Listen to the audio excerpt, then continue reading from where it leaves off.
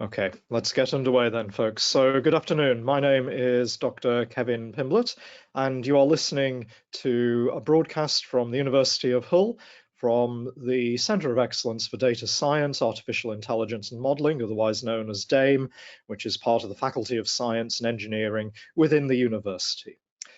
We're going to talk this afternoon about an opportunity to apply for one of the PhD plus GTA positions within the University of Hull. Now, DAME is seeking to appoint a total of 17 new PhD plus GTA positions within the university. Clearly, there are two aspects to this role. The first one might already be familiar to you, and that is the PhD aspect. Now, a PhD is to undertake original research, and that original research will have to be in areas of relevance to DAME, which means data science, artificial intelligence, and modeling, but we broadly interpret those words for the sake of these applications. The other part of the deal is the GTA aspect. This is a graduate teaching assistantship. And this requires students to undertake up to 258 hours of teaching every single academic year. Some years it might be slightly less, but it is going to approach that 258 number every single year. Okay, let me say a few words about DAME itself, because DAME is a relatively new venture by the University of Hull. The Centre of Excellence was founded on the back of a big success that we had for launching a MSc in artificial intelligence and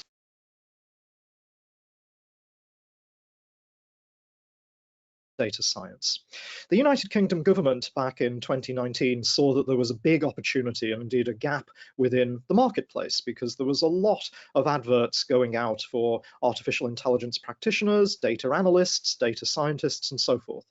But the reality was that these positions were not being filled simply because there were not enough trained people in position to be able to apply for them.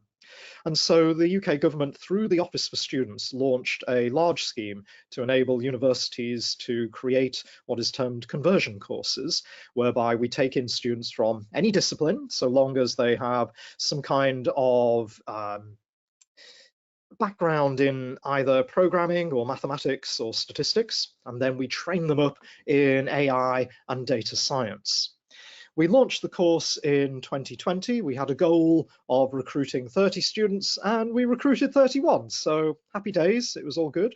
The next year though, we had a bit of a serious issue because we recruited 203 set against a target of 30. And you can immediately see what's going on with these numbers. In this current academic year, we had two starting points in September 22 and January 23. We have over 650 students.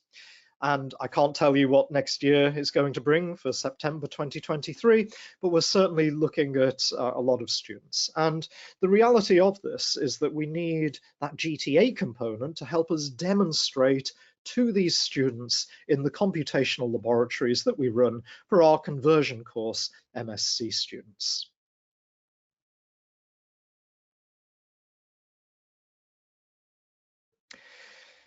DAME has also been a big venture in terms of the capital that we've invested here at the university. We've just invested 4.5 million UK pounds into building a brand new facility on campus. You can see this on screen. This is a new building that we started construction earlier on in 2022. And this is a two-story building which houses our MSc students. It contains approximately 120 computers on every single level. We use it to teach the conversion course MSc students, but also some of our PhDs use some of the higher powered computing facilities within this building to enable their PhDs to go ahead.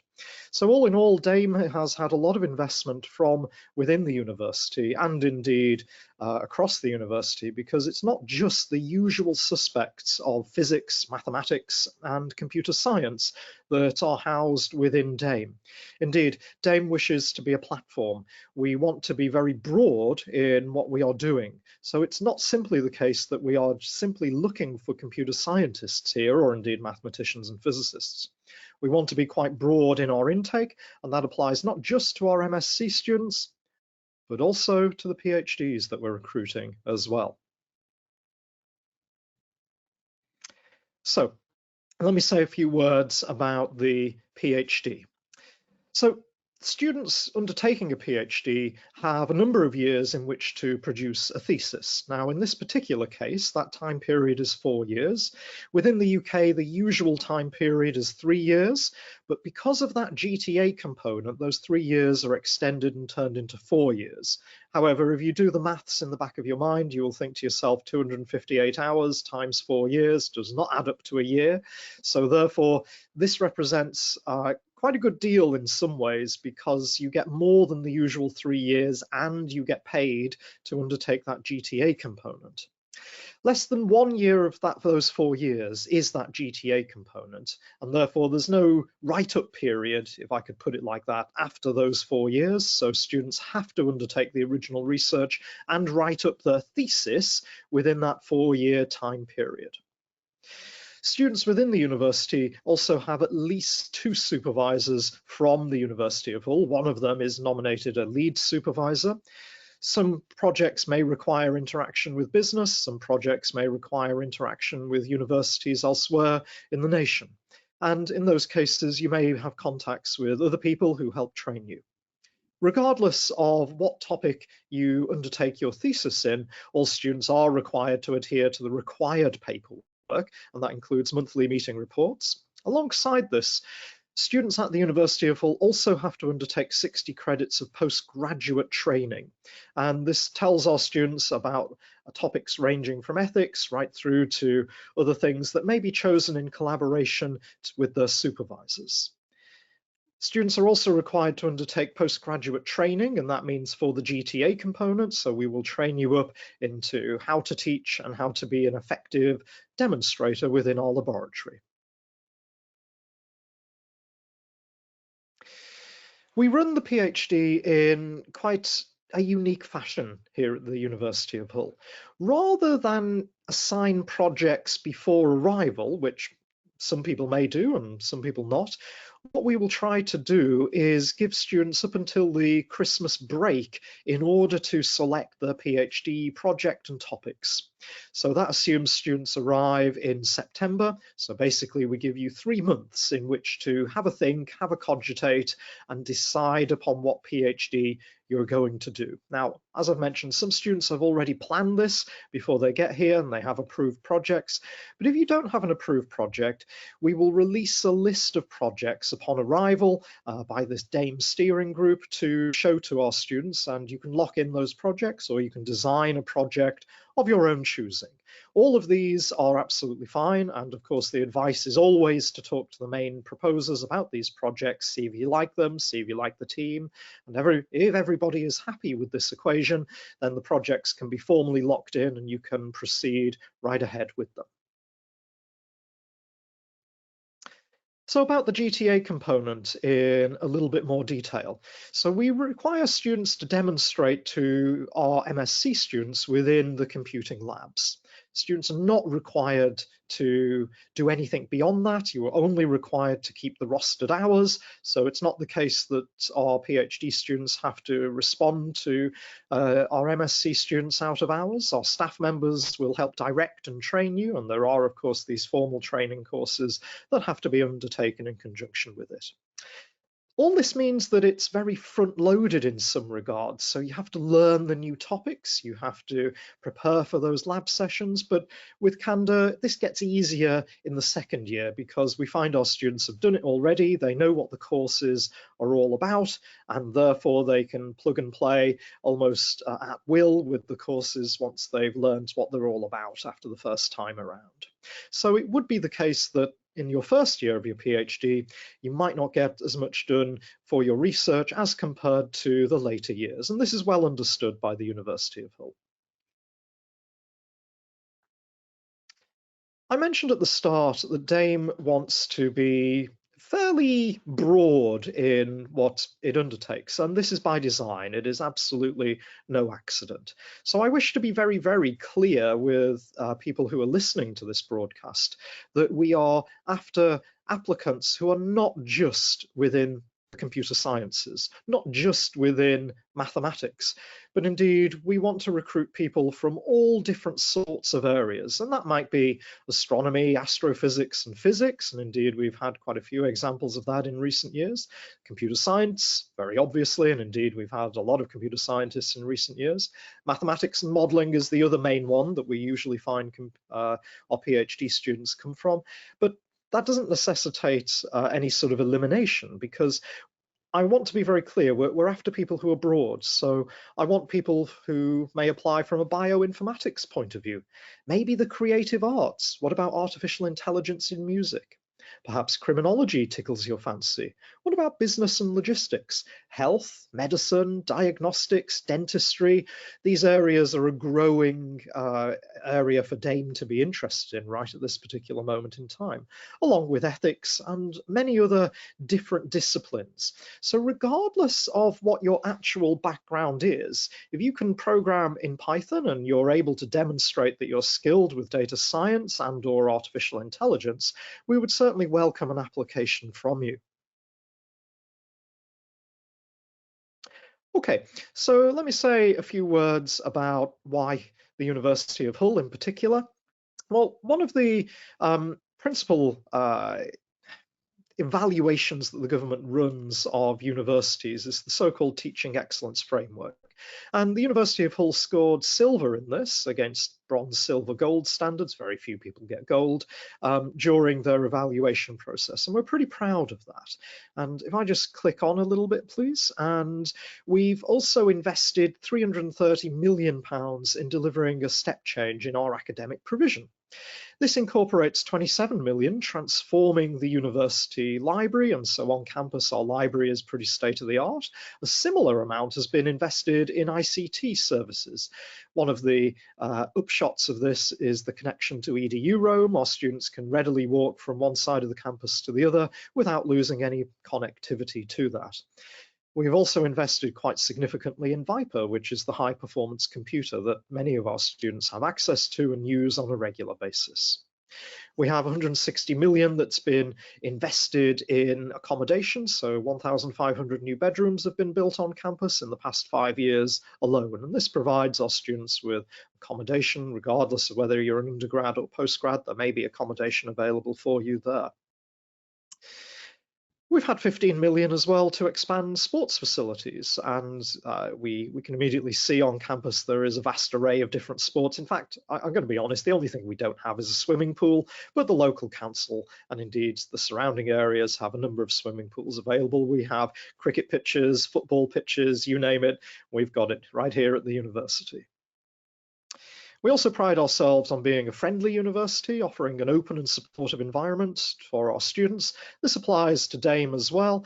Indeed, I have many of our PhD students within DAME come for regular conversations with me, and that might be about how they're progressing with their PhD, what they're doing with it. They might seek advice, or it might be a more pastoral role. So I'm always very happy to hear from students and try to point them in the right directions if there's other things going on in their lives.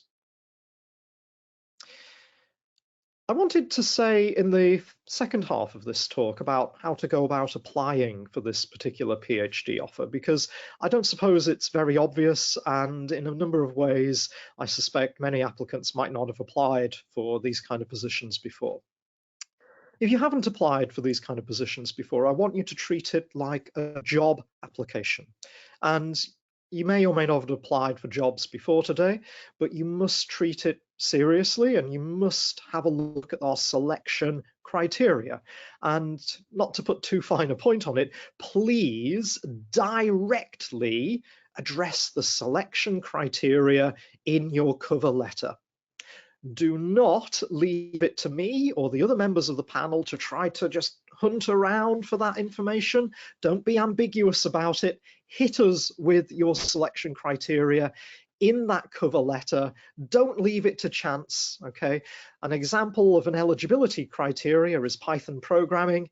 Tell us about your Python programming skills in your cover letter. Don't make us hunt it out. As I said a few moments ago, we're after a range of backgrounds, and I want to be absolutely crystal clear. I'm putting it in writing again. I don't just want people with BScs in computer science or maths or physics. I actively want to recruit people with data science skills, AI skills, and modeling skills in all sorts of other areas, or people who may have done, for instance, maths, physics, or computer science, who are willing to then convert into other areas or think about taking other areas on. That would be really, really brilliant, actually.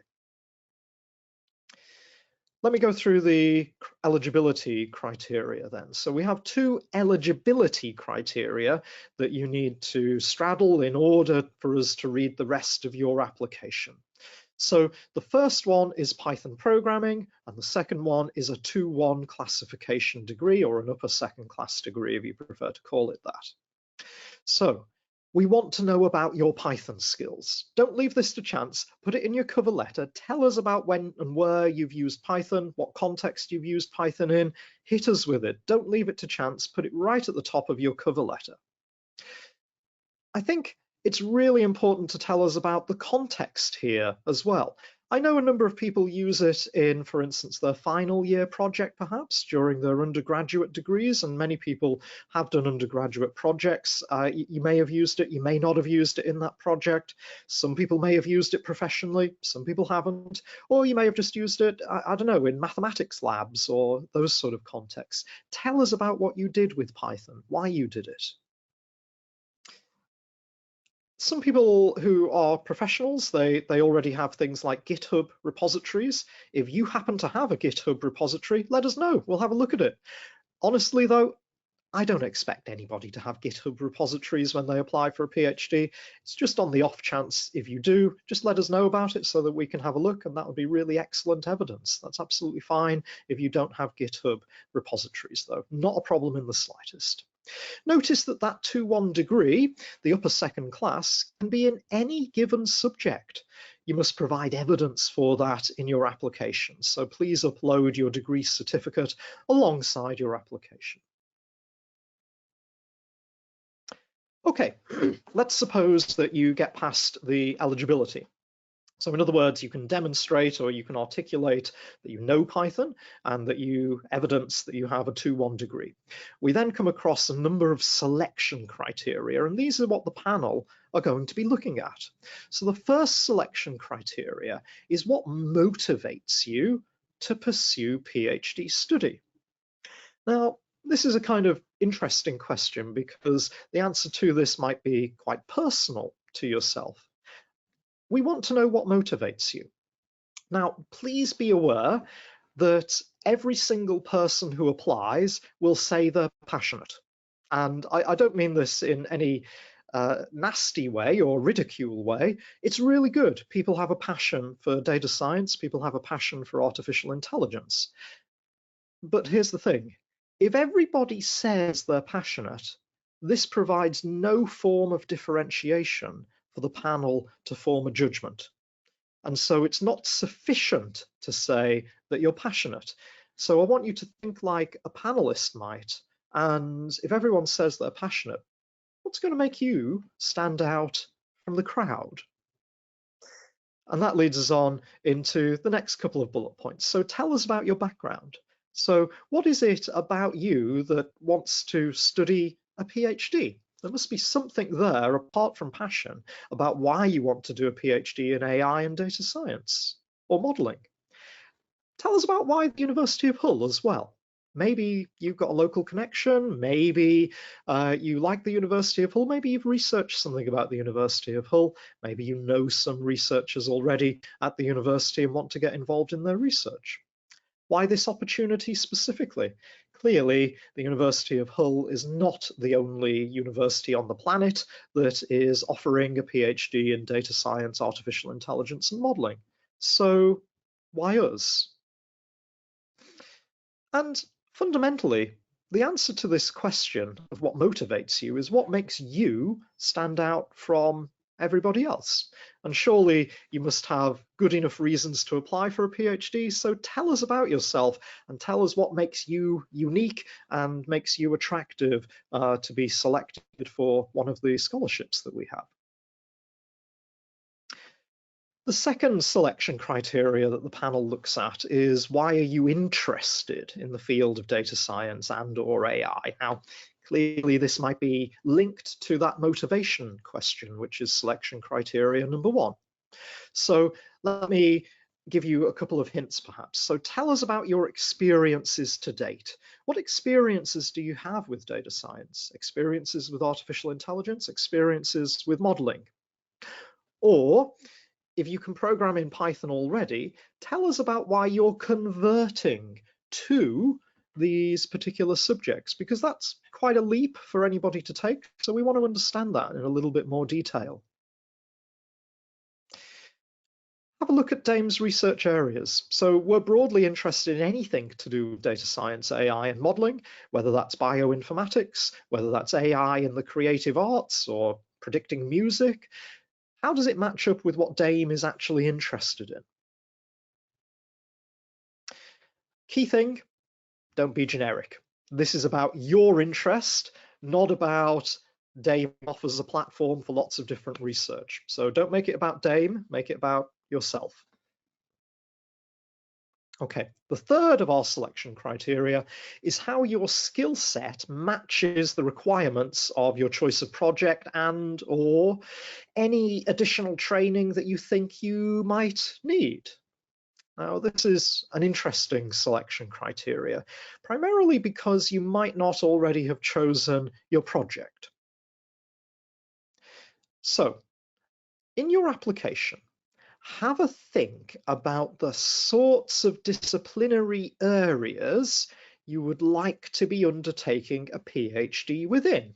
So in your answer to the third selection criteria, are you interested in physics? Are you interested in machine learning or AI in music? Are you interested in criminology? Tell us about those interests and tell us how your skill set to date matches up with your proclaimed interests.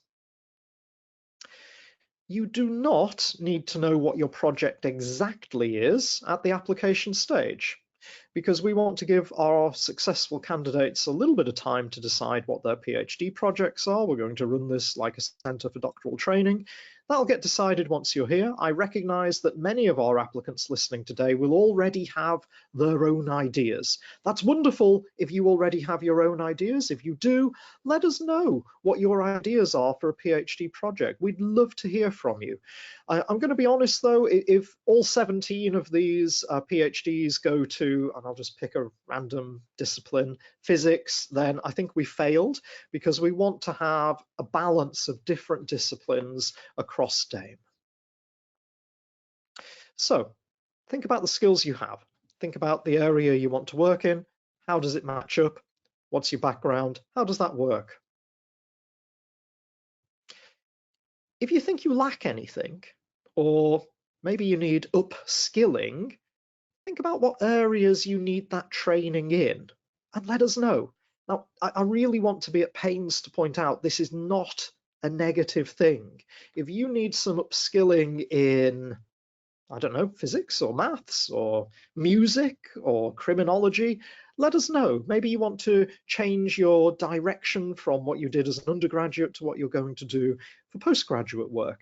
Let us know about that. We don't regard it as a negative, but we do need to build a picture of what skills might need to be taught. The fourth selection criteria is the wider significance of research in this particular area. Now, it probably almost goes without saying that machine learning, AI, data science modeling, it's radically changing how humans operate in the modern world. And of course, we all know this, but that's not the significance of the research in the wider area, though. I think what we want to do here is, you've already told us about what research areas you're interested in. So how will you undertaking research in that particular area or discipline help advance knowledge? So if you think about AI in music, if that sort of is one of those things that you really like, tell us about what's new. Tell us about where you think the field is going to be in a few years' time, 2 years, 3 years, 4 years, 10 years. Tell us about what you think you can contribute to the wider significance of that particular area, how it's novel, in other words. And why this area is important. Now, of course, importance could cover a whole multitude of different things. Novelty can also cover a whole multitude of different things. Perhaps you'd like to couch it in terms of impact. So what sort of impact could your research have on music, for instance, or criminology, or ethics, and so on and so forth? Have a good think about this, because we want to see what your understanding is with selection criteria number 4. Don't be generic. Don't tell us what we already know. Okay, so that almost finishes where we are for the talk today. We have a little bit of time left over to take some questions, and I think one of my colleagues will read out some of those questions for us this afternoon. Thank you so much for listening. Hi everybody. Yes, I've got sight of the question board, and there have been a few questions coming in. Some of them, Kevin, you've already answered as you've gone along with the presentation. But one of the questions from Naveen, they'd like to know if somebody already has a PhD, can they still apply for this scholarship? Broadly, yes, but that would be a very unusual situation to be in. So we'd really want to know why you're doing a second PhD, because that would be outstandingly unusual, and it wouldn't give you perhaps any favors against anybody else, in fact. And so you'd have to persuade us of why a second PhD is really important. Very, very unusual to have 2 PhDs. Okay. So we've got a question from Margaret, which I think you have kind of answered as we've gone along, but she says that she's got experience in data science and AI from training and live project execution. Wants to know, will that be an added advantage for her to have success in this programme? Yeah, I think it would be an added success, absolutely. So yes, is my answer to that. Okay. We've got a number of people actually asking if they can have a link to the recording of this webinar. And I believe we will be sharing that towards the end of the week once that's ready, won't we? Yes. So we've got a question from Saeed, who would like to know whether they need to make contact with professors in advance of applying, or if it's possible to apply without that kind of specific individual contact. It's certainly possible to apply without doing that. Clearly, it would be beneficial to do a little bit of homework and consider, the sort of people that you'd like to work with. There's no particular need to contact them, but I think that would be advantageous if you did a little bit of homework on that and figured out who the sort of people are that you would like to work with. You can freely email anybody at the university, of course, and they might be pleased to answer you. Okay. There's another question here again about criteria for the application, which I think you have broadly covered, but this person says that they've got an MSc in geophysics as well as a good background in data science and machine learning. Would that be something that would make them a suitable applicant? Short answer, yes. Okay. I'm just scrolling down because I think we've had quite a few new questions coming in as well. Okay, so Margaret would like to know, I think she's noticed in other application processes that the number of prior publications before a PhD application is something that's been asked for. Is that a necessity in the whole application process? That's a really good question. I want to be clear about this. No. Now, the reality is that many students who come to us have no publications, and that is absolutely normal. And I think the reality is part of the PhD training is to teach our students how to publish and how to write good reports, and I would regard that as part of the PhD itself. Having said that, of course, if people do have publications, that would be advantageous, but it's not a killer question. We're not going to eliminate you from consideration just because you do not have any publications. So an advantage, yes, but the reality is almost every applicant will have no publications before joining us, and that is because part of the PhD process is to give you that training in publications. Great, thank you. So we've got a question here from somebody who's a current student. Oh, sorry, hang on. My question box just jumped away from them. Just scroll again. So they're a current student of the MSc AI and DS programme. They just started in January. So they'd like to know, could they apply for this PhD programme now, or do they need to wait for another cohort to be advertised? Okay, so I understand the question. So you've joined in January and your MSc does not finish until December this year. I think the answer is yes, I'd welcome an application from you. However, you would need to realise that you would not be able to start the PhD until January 2024, and you would have to let us know about that in the application. As stated, we are looking for students who can start in September 2023. However, I am willing in some circumstances, and these would be one, to slightly extend that start date. Okay. We've got a very specific question about the application process. I think they must have been through the website already and tried to click through to our system. They're saying, is there a section where you can upload a cover letter, because they can only see a link to upload a CV? Could Yes, it be perhaps that it's all should be done in one document? I don't know. Yes, I'm happy with it in one document. People often have distinct cover letters. You can upload that and just call it coverletter.docx or .pdf, whatever your choice. That would be absolutely fine. We will read everything that's uploaded. Okay.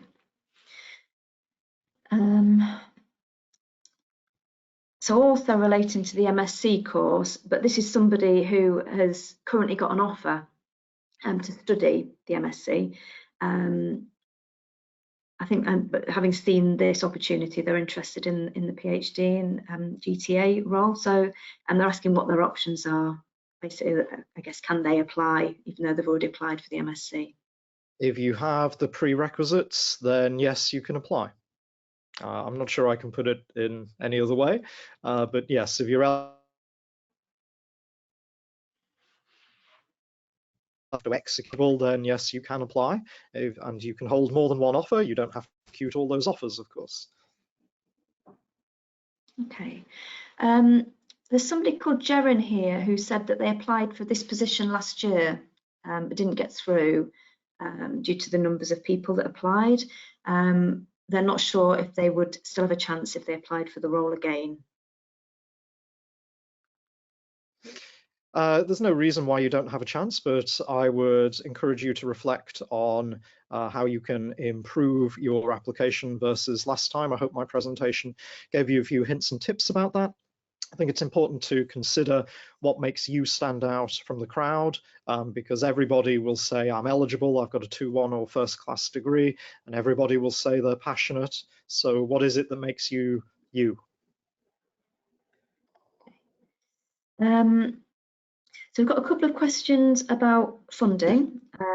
Ellie's asked what the funding is for the scholarships, and I know that there was a question earlier on that asked if international students are eligible to apply for the funding. Okay, so Ellie, the funding is as per the advert, so you'll see that all detailed on the advert itself, and the answer to the second question there is yes, international students are eligible. Okay.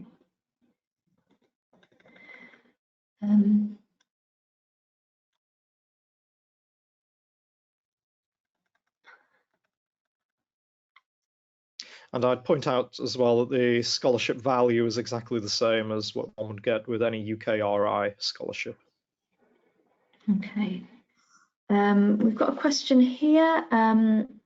So it's an overseas applicant, and they're asking, do they need GRE, IELTS or TOEFL, or is their English proficiency enough for You would need application? to have the English language IELT, I suspect.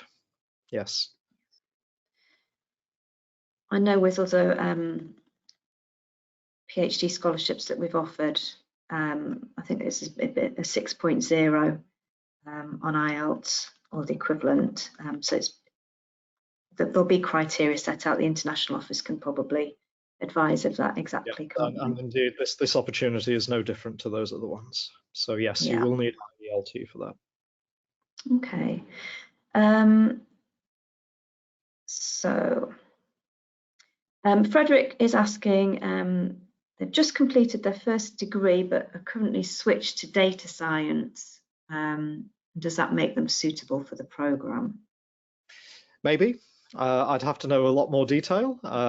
So, you know, how long have you had experience in data science? Tell us your case. Tell us about what you've done with data science in your application. I can't give you a thorough answer without knowing thorough details off the top of my head, I'm afraid. And then relating to that programming skills, somebody's saying, they've been very honest, they're very bad at Python, but they do have a strong interest in programming. If they've got experience in other programming systems, would they be eligible to apply, or is it specifically Python that's needed? The reason why we ask for Python is that we teach Python within the MSc, and you'll be required to demonstrate to MSc students in Python for the GTA component. So I'm afraid we do have to ask for Python with a reasonable level of expectation.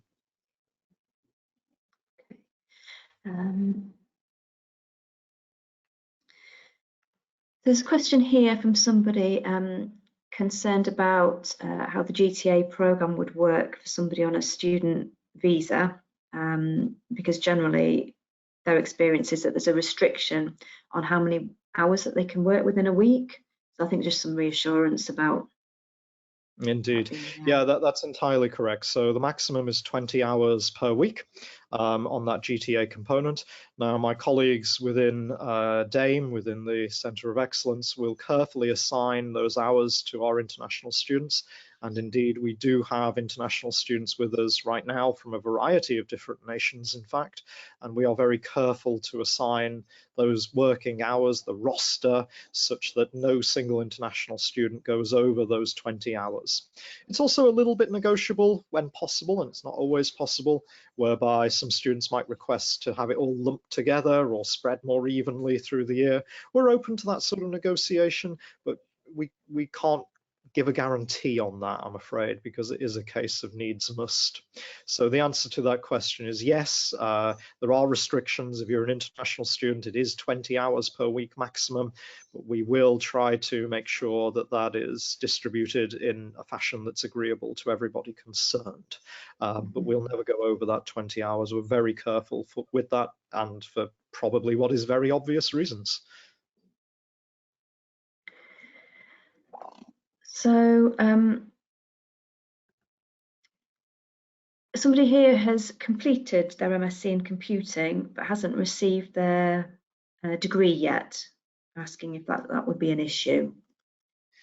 I think we would need that degree before you started. So feel free to apply, but make sure that you've finished your degree before you start the PhD. In other words, I think the worst case scenario would be, you know, if you started the PhD, but actually you're doing assessment for the previous degree, that wouldn't work, I'm afraid, at all. Okay. And a specific question about qualifications here, because I think the requirement is a 2-1. Somebody's saying if they've got a 2-2 in a BSc, but they have also got a distinction in a master's, would they be able to apply? Yes, I think they would do, because usually a distinction at master's level is taken to be a first class. So we would have a look at that, and we would draw, particularly in an international student's case, we would have a look at the equivalence to the UK system. Okay. So Peace here has asked if the PhD programme will be strongly mathematical, involving loss functions and metrics, or mainly involve working with already developed methods in data science. A PhD could be any of those different topics piece. So yes, you could design a PhD that is highly mathematical, or you could design a PhD that is using applied methods in a novel way, maybe with a new data set, maybe you're gathering new data. We're not wed to any particular solution on this, but I think by necessity, because you're in the Faculty of Science, we would expect a certain amount of competence, particularly with Python, of course. But the reality is our students work on all sorts of different projects. Some of them work on linguistics, some of them work on astrophysics, some of them work on algorithms within computer science. And all of these things are totally viable for us, but as DAME, we need to have some aspect of data science, AI, or modeling built in there. And that might mean a greater or lesser extent of mathematics, depending on the nature of research that's being carried out. I recognize that is a slightly ambiguous answer, but it's ambiguous by necessity as well. Okay, thank you. So we've still got a couple of questions, although we're just drawing to the end, I think. So we've got a couple of questions about the time scale. So obviously the application deadline is the 27th of March, but I think people are wondering when they would hear about if they're going to be called for interview and that sort of thing. Yeah, that's an entirely fair question. And I'm going to caveat this because I'm not going to be able to give you a firm answer, because the timeline is going to be very dependent on the sheer number of applications that we receive. I hope that makes sense. So in the last round that we ran last year, we had literally hundreds of applications, and it did take time to do due diligence to those applications. I would not wish to rush that, and I'm sure you don't want us to rush that process either. So we will read all the applications that we receive. We will give them all the attention that they deserve. And the case is, you know, if there's 17 applicants and 17 positions and you're all qualified, then it's going to be very easy and very fast. If, however, there are hundreds of applications for 17 positions and some are valid and some are not eligible, then that's going to take us a little bit longer to get through. We will try and process them as rapidly as possible. You have my word on that. And then the shortlist will be made known, and we will invite successful candidates to interview following that shortlisting process. I hope that's reasonable, and I hope you see why that I can't quite give a precise answer, because it does depend on the number of applications that we receive. I hope that's a fair answer to the question. Okay, thank you. We've got a question from Kankat who's asking, do we need to get academic references during the application process? We will need your references contained within the application. So apply, but we don't need, for instance, the statement. We just need the names and email addresses of your referees. And then if you're one of the preferred candidates, we will reach out to the referees ourselves. And the reason for that is probably self-obvious, because we do not wish for those sort of references to be in any way dubious. So if you invite references yourself, it might be the case that, and I'm not saying anybody would do this, but it might be the case that those are faked, and we can't have that. So obviously the university has to reach out to the referees ourselves. I hope that makes sense. So we've got a few people asking questions relating to the English qualification that's likely to be required, particularly if people are already international students, so are in the country or are here on a working visa. Would they need to go through either the IELTS or the different English testing systems again in order to apply, or can they use the existing one that they've already got? That's a really good question. I guess it depends on your visa at some level. You know, how long does your current visa last for, and does it need renewal? Of course, here at the University of Hull, we have to adhere to the United Kingdom government guidelines, and we always do. So I can't give you a definitive answer without knowing your exact situation. But if you're on an existing visa, that will probably carry you through a little bit of the way, if not all of the way. And if it doesn't, we can look into renewing that visa on your behalf using the University of Hull. So all these things are possible. I don't have a definitive answer on the IELTS side of things off the top of my head. I don't know whether my colleagues do.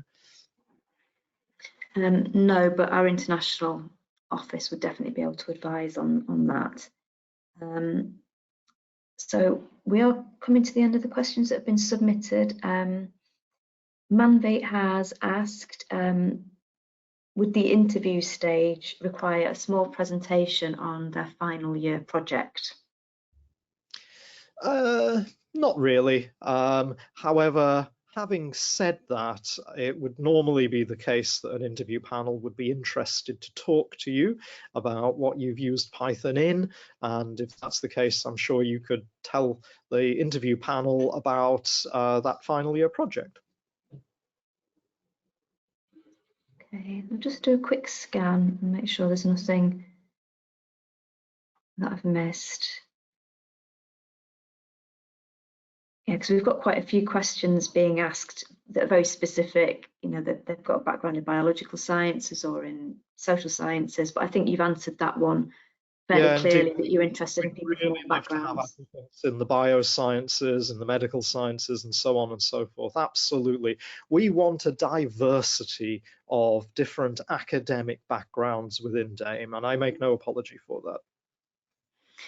This is interesting. I missed this one earlier. Jaren would like to know, is age a criteria for the positions? Can people of any age apply? No, there is no restriction because that would be illegal. That is called ageism. So there are no restrictions in terms of age that you can apply at. And if you're old or if you're young, if you have the eligibility criteria and you address those selection criteria successfully, you're in. You know, we'll give you an interview. So ageism is illegal, and we are not considering age in the slightest. It is a protected characteristic, to use the formal terms. Okay, so I think that's everything. I think we've answered all the questions, Kevin. Okay, fantastic. Well, maybe I should wrap up at this particular point. Can I just say thank you to all the attendees who've joined us? And I recognize some of you have come in a touch late. I can see some of the comments in that. Just to address that, there will be a recording made available, and that will be sent onward to everybody so that you can review this at your leisure. We do look forward to receiving your applications, and we will give them all the time that they require to be read by the panel. The decisions will be taken as rapidly as possible as to who we're going to shortlist. Clearly, we're not going to shortlist several hundred people, but from the people who apply, we will select those people. So thank you so much for your time, and good luck with your applications. We look forward to reading them. Thank you so much.